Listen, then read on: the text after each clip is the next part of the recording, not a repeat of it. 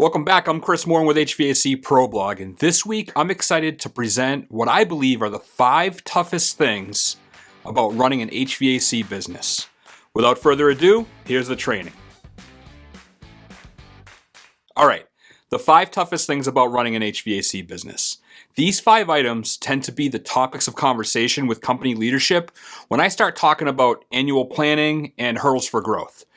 Usually, mastering any of these 5 can take a company out of its stale state of business on a drastic uptick in business and overall satisfaction. First one, work-life balance. Do you have the feeling work only ends when you go to sleep?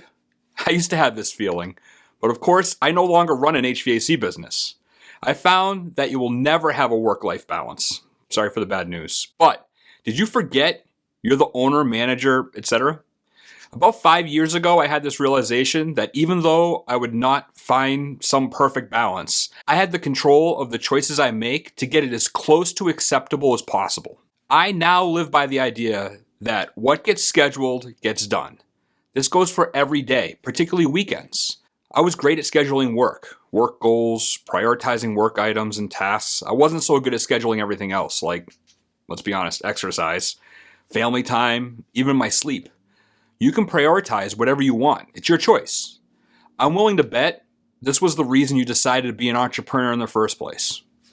All right, second one, finding employees. If I had $1 every time I heard this over the last 5 years, I've heard owners and managers talk about not being able to find people with experience, asking for too much money per hour, and lack of motivation and responsibility. The list never ends. I meet with these hiring managers sometimes multiple times annually. After a year or two of the same complaints, I have a habit of speaking up and asking some leading questions like, would you hire someone with 2 years experience? Unfortunately, if you made the decision to hire someone 2 years ago, maybe right out of trade school, the company would be in a much better shape at this point. Also, you should always be hiring. Don't wait until you're too busy. Then you make bad decisions, hiring anyone with experience and overpaying for someone else's baggage to leave to come to work for you. All right, number 3, trust and fear. There are so many layers here, but I'll assume you hired the right people. If you hired the right person and put them in a situation to succeed, then if you are unable to trust anyone within your organization, you are the one with the problem. Do not rationalize a hire or overlook something that doesn't feel right. When I hear trust issues, believe it or not, it's typically around trusting a process. Of course, this assumes you have a documented process in place. If you don't, no wonder you can't trust anything or anyone.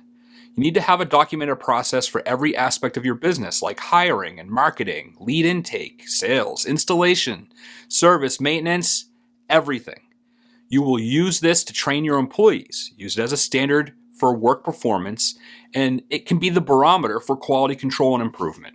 All right, number 4, the fact that this business is seasonal. There are several ways to flatten the seasonal curve of the business. Advertising at a time when you actually need leads, not in the middle of summer when you can't get enough sleep. Obviously, see number 1 that I talked about earlier. But having a maintenance program to fix your cash flow, maybe fix the peak demand on your service department, and technician training and development. There's the same number of hours in every workday, so why not sell jobs that make you the most profit per man hour, right? Stop saying yes, taking any work that comes your way, and start advertising and selling to the customers that you want that are the most profitable equipment, services, you name it. All right, last one is competition. And I'm not going to sugarcoat anything, so here it goes. Stop worrying about everything your competition's doing, like pricing, advertising, their trucks or facilities, their employees, how many people they're hiring. You know what I'm talking about. If you spent that energy on your own company, focusing on the choices you can control, you can make real improvements and change to continue your success. There's plenty of work for good contractors in this business, and bad ones won't last. Thanks for joining me this week at HVAC Pro Blog, where we provide advice for residential system design, quality installation, and system diagnosis. I'll see you soon.